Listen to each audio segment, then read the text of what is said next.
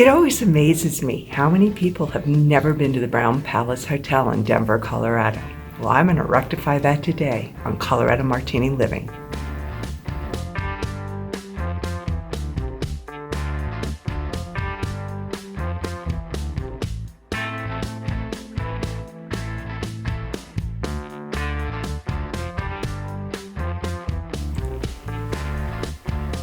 All across this land are beautiful sights to behold, history to uncover, and places to explore. Colorado Martini has been lucky enough to travel across the countryside to see some of these wondrous sights. This is Colorado Martini on the road. In the heart of downtown Denver, Colorado, nestled between skyscrapers, lies what I think is the best kept secret in all of Colorado, the Brown Palace Hotel.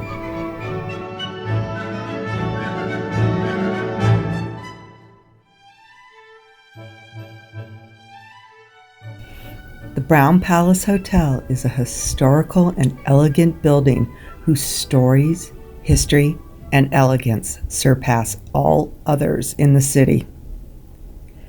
The building has a unique triangle shape, which is one of the many things that gives the Brown Palace its charm. Although I have found many people that had never been to the Brown Palace Hotel, it really isn't a secret because it's been around since 1892 and has been serving elegance non-stop since then.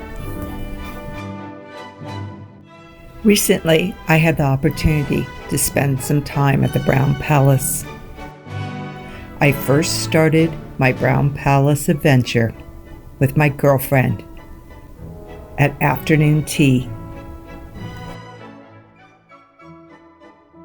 No visit to the Brown Palace Hotel is complete without experience afternoon tea in the atrium.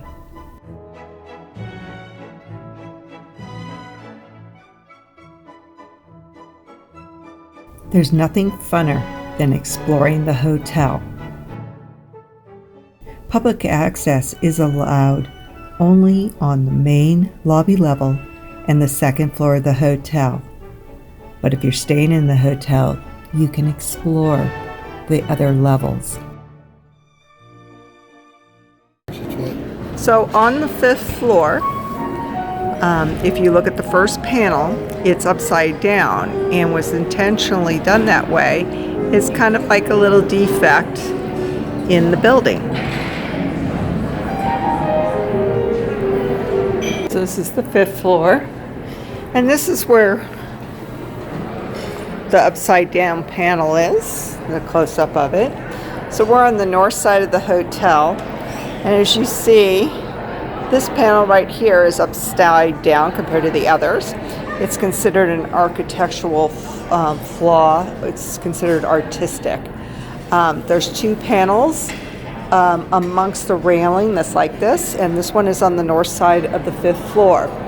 The other upside down panel is on the 4th floor, and it is in the center, and it's the third panel from the right. So that one is right there.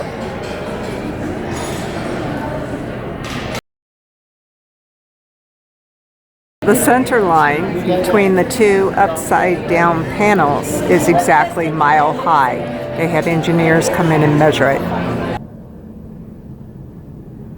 The 8th and 9th floor has the storm glass that goes all the way around the atrium.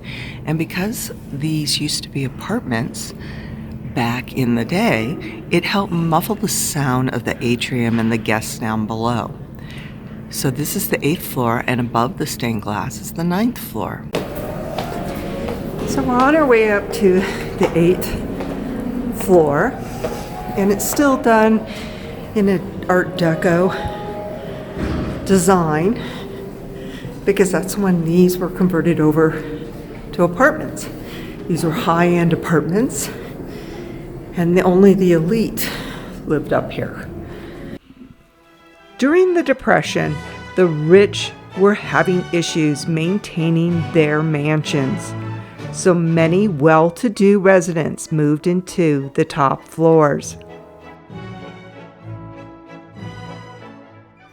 The 8th floor was converted into 2 floors of apartments, which are now the 8th and 9th floor. The rent helped the hotel stay in business when many other hotels were forced to close.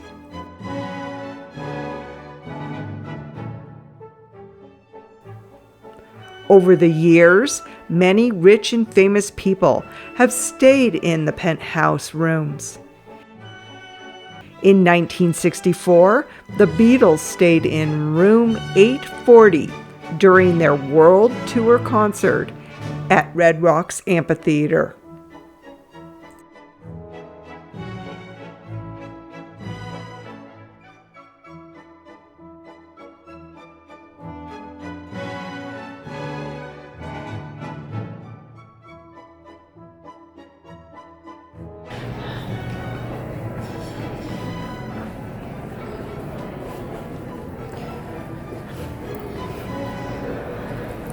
So the architecture is very similar to the original design.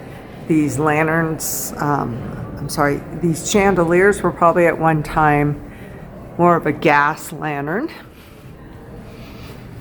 The hallways are very strange architecture. Mm-hmm.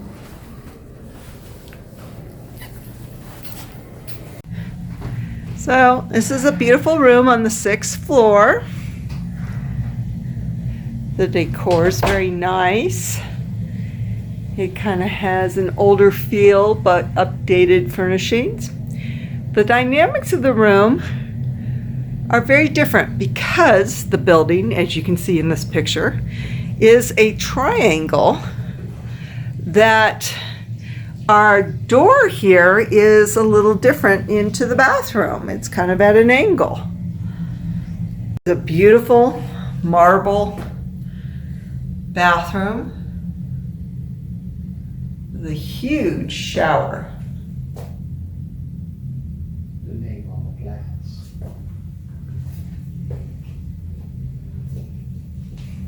With the original door hardware. The city has definitely grown up around the Brown Palace, when this used to be one of the tallest buildings in the city, is now one of the shortest. It used to be windows, and they would open up and let cool air in from the center. That's how they would cool down a room, and also have the windows behind me open, and so it would circulate air through the hotel. You'll find some wonderful lotions and shampoo and conditioner that are made from the honey of the bees that are on the roof here. So I thought that was pretty cool. They also make a beer with the honey. So we've been investigating the blueprints that are on the wall of our bedroom. And where Mr. Martini is standing, that used to be a bellboy area. So I guess on maybe every floor they had a bellboy area, so if you needed help. And now, what is it? Open the door. So now it's like a wash area. And then this must be something for the staff, and then there's ice, and then an exit stairwell. So then when we go around towards the present elevators, back on our blueprints, those were not elevators. The elevators were over here. That's now the stairwell. So, and it's more of an emergency stairwell.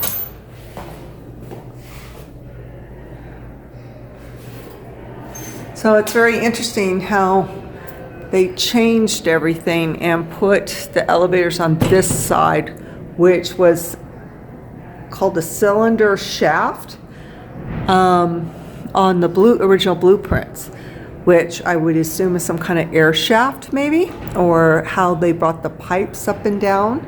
It's just very interesting to look at the old blueprints and to see what they are now.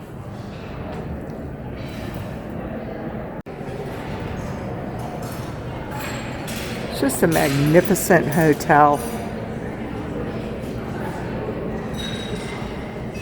So after 4 o'clock, they serve appetizers and drinks in the lobby, and close down the tea.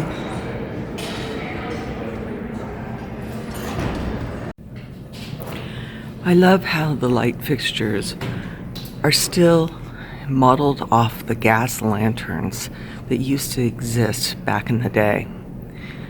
It almost feels like you're going back in time.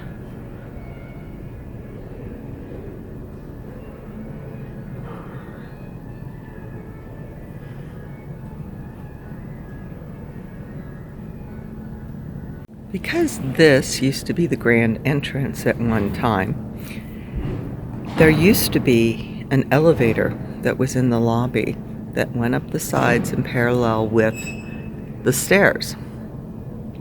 I mean, look at this. They're getting ready for the tea this afternoon downstairs. They're setting everything up. I came and had tea with my girlfriend here yesterday. And it was just marvelous. And a ton of scones and all sorts of desserts. I'm still eating them. So on the second floor is a causeway that takes you over to the Holiday Inn Express. It is owned by the same hotel chain. And if you go down to the south side here, it's the 16th Street Mall, which is a wonderful place to walk here in Denver. There's shops, wonderful restaurants, and a lot of the street is closed off to traffic. And you can take a free tram from one end of the 16th Street Mall to another, and it's absolutely wonderful. So the west side is Capitol Hill, and then it will take you all the way down to Union Station, which is a sight in itself. Behind me is the historical Trinity Inn, and it was built about the same time that the hotel was. And then also behind me is the Navarre, which was built in 1880, and it was originally a boarding school, and then about 20 years later it became a bordello and a gambling hall. And it is said that underneath the Brown Palace, which is in front of me, and to the Navarre was a tunnel, so the gentleman could take the tunnel without being seen.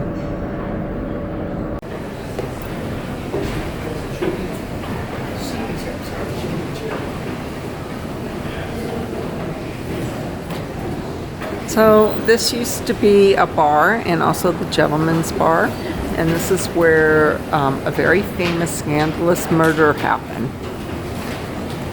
They also said that there used to be a tunnel going from here over to the brothel across the way.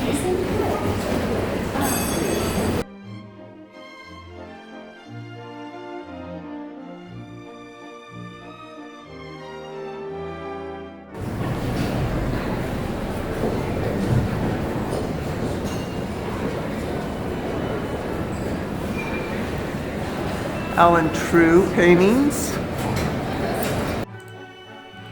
Alan Tupper True was an American artist who specialized in depicting the American West, and he is best known for his murals. Although you can find Alan True murals in many distinguished places around the West, Denver has the best display of Alan True murals all around the city. These two are an excellent example of his work.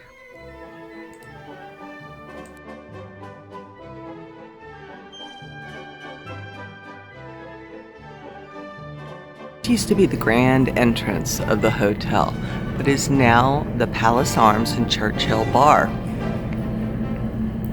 So people used to come through this entrance and come straight into the atrium, and it was a lot grander than the entrance they have now. So when you look at the design of the atrium, you'll notice that this side has these dog-eared angles, where the other side are all right angles. And that's how you can tell where the entrance used to be.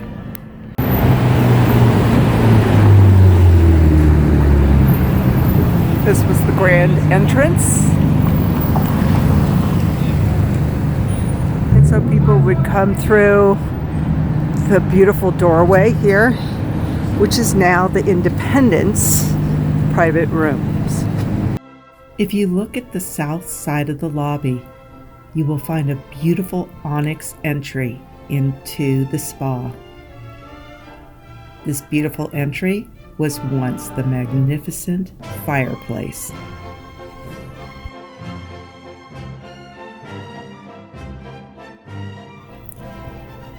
The onyx room was once the grand salon, and it featured 2 huge fireplaces on either side of the central bay windows.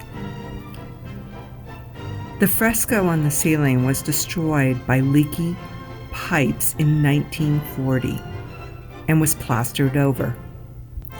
In 1980, it was restored.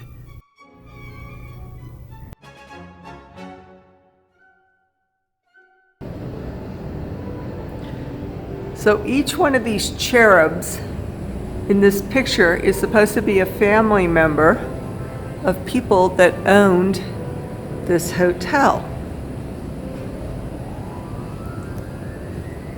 So, did that used to be the gas right there? For gas lanterns? Very well could be. I think that's exactly what that is. I think that used to be for gas. Thanksgiving, they put up this huge chandelier up into this atrium. It hangs from the trestles in the middle of that stained glass, and off to the sides they have stabilization chains or cords to keep it in the middle, and it's quite a sight to see. They also put a beautiful Christmas tree in the middle of the atrium.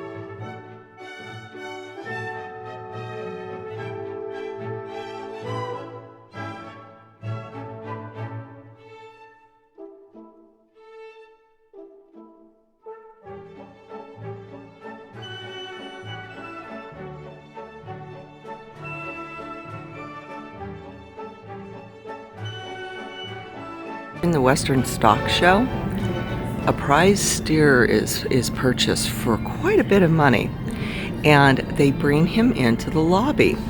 So they bring him in through the south doors here, and then parade him through and bring him over into this section on the north side of the atrium, where he has a corral, and he hangs out over here where you can come by and visit with him. So every year in mid-December, they have the debutante ball here. And the debutantes are brought down the staircase and presented to the world.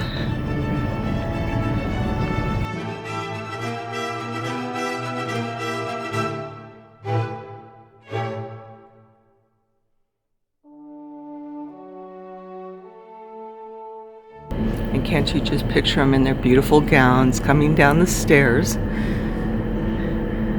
with their fathers and then presented to their escorts.